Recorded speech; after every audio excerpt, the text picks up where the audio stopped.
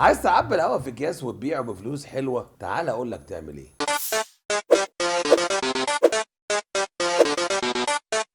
في البداية لازم تعرف المسمى الوظيفي بتاعك هيبقى ايه، وخد بالك هو بيتطور وبيتغير كل شوية وبيتعمل له تحديثات، يعني لازم تكون متابع وانت لازم الدور السابع. يعني في الاول كان اسمهم بتوع التنمية البشرية، وبعد شوية بقوا اسمهم لايف كوتشنج، ودلوقتي بقوا يعملوا بودكاستنج. اما انت بقى ايا كان اسمك لازم ترص جنبه شوية مسميات ووظائف كتير، لازم تبروز اسمك بالشكل ده. يعني مثلا انا اسمي عماد، فهقول لكم معاكم الدكتور المحاضر الكوتش عماد ماهر، مدرب بر مائي جوي محلي دولي سكنلي اي حاجه، حاصل على شهاده الام بي اي اكس واي زد من عم عرفه بتاع الفول، ومعايا كورس اي سي دي ال من مركز شباب نيوكاسل. وتعلن عن محاضره يا معلم اونلاين او تاجر قاعه، وتفضل تقول للناس فاضل اخر 5 مقاعد، وتعمل التيكت يا معلم ب 100 جنيه، وتلم لك 60 70 نفر وتتكل على الله. ايه كنت فاكر اقول لك تخلع بالفلوس يا معلم؟ لا احنا مش نصابين، احنا يا معلم بنعبي الهوا في اكياس ونبيعه.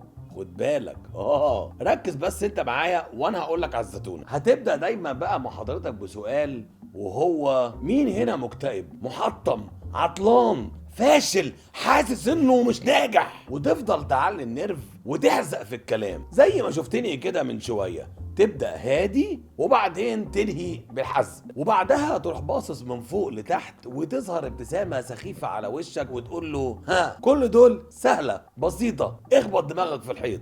ومن هنا يا معلم تبدأ مرحلة جلد الذات. ايوه انت وهي اخبطوا دماغكم في الحيط، لانك انت اللي رميت ودانك وسمعت لغيرك، دخلت اسطوات يسوقوا حياتك لحد ما بوظوا لك العفشه، خليت كل من هب ودب يركبك وانت اللي عايز تظبط زوايا نفسك، وزي ما خربت حياتك لازم تصلحها لنفسك، لان لسه قدامك الفرصه. This is your life. اقف قدام المرايه وقول انا مش فاشل، انا اقوى من المخدات.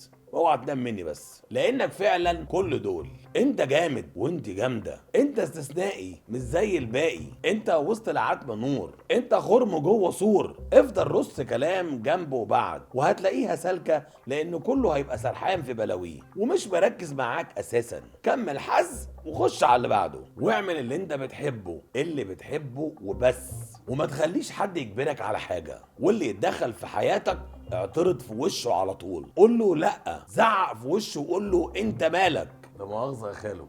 وافضل كمل محاضرتك بنفس الريتم، ولا حد هيقول لك تلت التلاته كام. واول ما تلاقي فاضل 5 دقايق في المحاضره والراجل هيعد عليك الساعه الجديده، اقفل بكلام حماسي وقول لهم ما تخليش حاجه توقفك، احتاج اتمرد، اعمل انقلاب على حياتك، انجح بدراعك كده. يبقى المحاضره تمت بنجاح. بعد ما تعمل كل ده يا صديقي وتاكل العلقه المتينه، تف على وشي لو حد عبرك تاني.